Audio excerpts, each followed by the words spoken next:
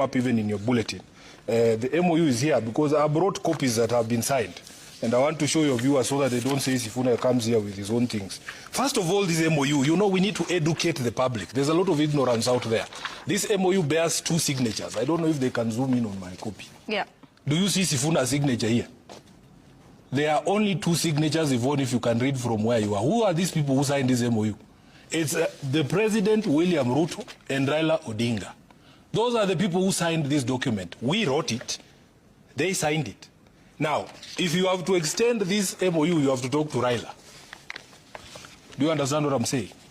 So, we start with point number 1. We said the first issue that we agreed upon, because these are the issues that were important to Raila Odinga, the full implementation of the NADCO report. So what was the NADCO report? And you have to go back to that NADCO conversation, and I'll give you just quick highlights. The first one was an audit of the 2022 elections. You have just asked me here about the question of this CEO exiting. Majan has a lot of questions to answer, not just to members of ODM and the opposition or supporters of Raila Odinga, but to the country about what happened in 2022. So this is what we agreed in NADCO, a comprehensive evaluation of the 2022 electoral process to enhance transparency and public trust. That has not happened. And I challenge that Agnes Zani-led committee to show us where an audit of 2022 has happened. The next one, government expenditure cuts. All government arms should reduce travel budgets by 50%.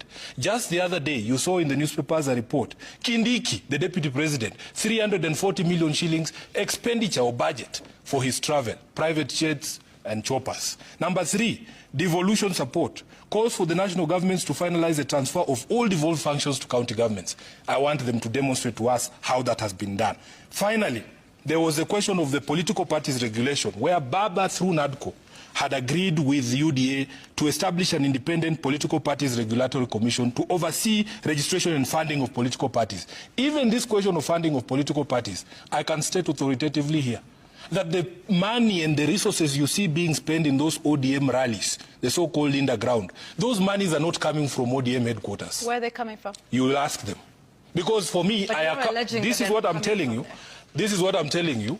I can only account for monies that, because I'm a signatory to the bank accounts, forget this rubbish you hear people saying here.